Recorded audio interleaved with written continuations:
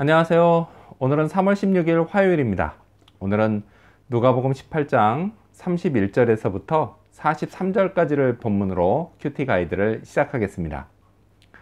먼저 오늘 이 본문을 통해 제가 묵상한 예수님은 예언이 성취되게 하신 분입니다. 31절 말씀을 읽어볼까요?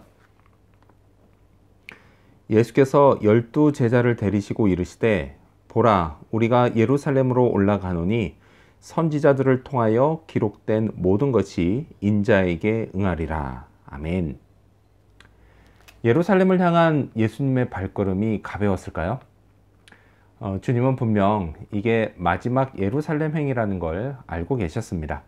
그래서 함께 가는 제자들에게 이번에는 선지자들을 통해 기록된 모든 것이 당신에게 성취될 거라는 말씀을 하셨습니다. 이게 무슨 말일까요? 무슨 뜻일까요? 자, 이어서 하신 말씀 그대로요. 이제 주님은 그곳에서 온갖 순환을 당하고 죽임을 당하게 되십니다. 주님인들 이게 감당하기 쉬운 일은 아니었을 겁니다. 그분은요, 하나님이시면서 동시에 인간이셨기 때문입니다. 인간은요, 누구나 고통 앞에 움츠러들기 마련입니다. 어떤 사람은요, 주님이 어차피 부활하실 거니까 괜찮지 않느냐 라고 말을 합니다. 하지만요, 이건 마치 어차피 수술하면 나을 거니까 암에 걸려도 괜찮어 라고 하는 말과 마찬가지입니다. 당사자는요, 결코 괜찮지가 않습니다. 저는요, 한번 이런 생각을 해봤습니다. 앞으로 일주일 동안 저에게 나쁜 일들이 생길 건데요, 그걸 미리 안다고 해서 그러면 마음이 얼마나 편할 수 있을까라는 생각을 해봤습니다. 그리고요, 그 끝이 죽음이라면 정말 심정이 어떨까라는 생각을 해봤습니다. 결코 편하지 않을 것 같습니다. 편하지 않은 정도가 아니라요, 너무 괴로워서 한 발짝도 꼼짝도 못할 것만 같습니다. 예수님은요, 그리스도시니까 그러시면 안 된다 이렇게 말할 수는 없는 거죠. 그리스도라고 해서요, 고통이 즐거울 리가 없기 때문입니다. 그래서 저는요, 다가올 고통을 피하지 않고 그 길을 계속해서 걸어가신 예수님의 용기를 찬양합니다. 너무도 감사할 따름입니다. 자, 그렇다면 오늘 이 본문을 통해서 제가 발견한 인간의 모습, 어떤 게 있을까요? 오늘은 기회를 놓치지 않은 맹인을 볼 수 있습니다. 36절과 37절 말씀을 읽겠습니다. 무리가 지나감을 듣고 이 무슨 일이냐 물은데 그들이 나사렛 예수께서 지나가신다 하니. 아멘. 자, 이 말을 듣자마자 지금까지 조용히 길가에서 구걸하던 맹인의 태도가요, 180도로 달라집니다. 지금 그가 들은 말, 나사렛 예수께서 지나가신다, 이 말은요, 그가 예수님에 관해 듣기 시작한 때로부터 지금까지 그가 가장 듣고 싶은 말이었습니다. 그는요, 예수님이시라면 자기 눈을 뜨게 해주실 수 있을 거라고 확신했습니다.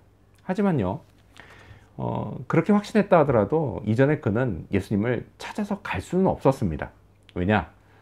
하루 구걸해서 하루 먹고 사는 가난한 맹인에게요, 예수님을 만나겠다고 이 동네를 떠나서 전국을 헤매는 거?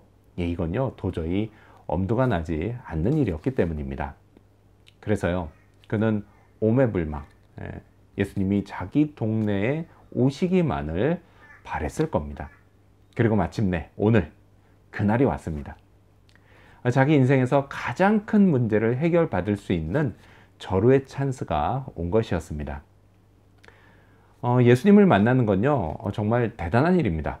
하지만요, 많은 사람들이 이게 그렇게 대단한 일인지 그걸 잘 모릅니다. 예수님보다는요, 다른 사람을 만나는 게 자기에게 더 낫다고 생각합니다. 그래서 예수님을 일부러 찾아가지 않습니다. 그래서요, 내가 안 찾아가니까 예수님이 찾아오시죠. 이렇게 예수님이 찾아오시면 받아들여야 되는데 그걸 또 모른 척하고 거부합니다. 근데 사실요, 남들만 그런 게 아니라 저도 그랬었습니다. 예수님을 만날 기회를요, 제가 제 발로 차버렸었던 겁니다. 하지만요, 정말 감사하는 것은 이 맹인의 경우와는 다르게요, 예수님은 한 번뿐만이 아니라 여러 번 저를 찾아오셨다라는 것입니다. 친구들을 통해서도 찾아오셨고 또는요 동생을 통해서도 찾아오셨다는 겁니다. 그리고요 제가 예수님을 믿을 수 있도록 제 마음의 문을 열어주셨다는 겁니다. 그래서요 잘 생각해 보면 찬스는 제가 잡은 게 아니라 주님이 잡게 하셨다라고 말하는 게 맞는 것 같습니다. 자, 그렇다면 끝으로 오늘 이 본문을 통해서 나에게 주신 교훈이 뭘까요? 그건 잠잠하지 말자입니다. 39절 말씀을 읽겠습니다. 앞서 가는 자들이 그를 꾸짖어 잠잠하라 하되 그가 더욱 크게 소리질러 다윗의 자손이여 나를 불쌍히 여기소서 하는지라. 아멘. 기회를 잡기 위한 맹인의 노력은 필사적이었습니다. 그는요 주님께 제발 나를 불쌍히 여겨달라고 그렇게 소리쳤습니다. 자, 그의 행동은요 오늘 우리식으로 말하면 민폐였습니다. 앞서가던 사람들에게 이건 방해가 되는 행동이었습니다. 그래서 결국 그들에게 욕먹고 잠잠히 있어 라고 하는 잔소리만 들었습니다. 자, 그러면요 그런 소리 들었으면 그냥 가만히 있는 게요 오늘 우리식으로 볼 땐 에티켓이 됩니다. 하지만요 주님을 반드시 만나고야 말겠다는 그에게 이건 결코 에티켓이 아니었습니다. 이건요 평생 후회할 일이었습니다. 그래서 그는 후회하지 않을 일을 선택했습니다. 더욱 목청을 높여서 주님께 부르짖었습니다. 그리고요 그것은 결국 구원으로 이어졌습니다. 드디어 그는 눈을 뜨게 됐습니다. 인생을 살다 보면요 종종 고비를 만나게 됩니다. 그때는요 주님이 저를 기도의 자리로 부르신다라는 확신이 강하게 듭니다. 그런데요 참 희한하게도 그럴 때 동시에 기도하지 못하게 방해하는 일들도 벌어집니다. 뭐 하다못해 이런 것도 있죠. 뭐 기도하러 가기 직전에 억수 같은 비와 함께 천둥 번개가 치는 일도 있습니다. 그 천둥 소리가요 마치 맹인을 꾸짖으면서 잠잠하라 이렇게 말했던 그 사람들의 소리와 같다고나 할 수 있을까요? 정말 주님께 부르짖지 않고는 견딜 수 없는 상황, 그런 상황이 오면요 잠잠하지 말고 부르짖어야 합니다. 그러면 정말 구원이 임합니다. 이제껏 주님은요 제게 그런 경험을 많이 시켜주셨습니다. 뭐 꼭 그런 상황이 아니다 할지라도요 주님께 저를 불쌍히 여겨달라고 기도하며 주님의 은혜를 누려야 되겠습니다.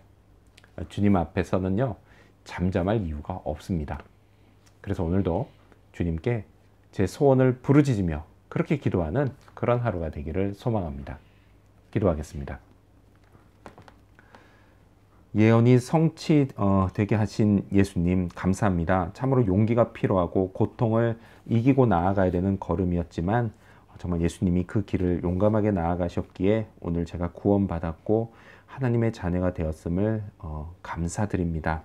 하나님, 기회를 놓치지 않고 그 기회를 꽉 붙잡은 맹인처럼 저도 주님 앞에 정말 살려달라고, 나를 불쌍히 여겨달라고 기도해야 될 때 그 기회 놓치지 않고 기도하게 하시고 그렇게 저를 붙잡아 주신 주님께 늘 일평생 감사하며 살아가게 해 주시옵소서.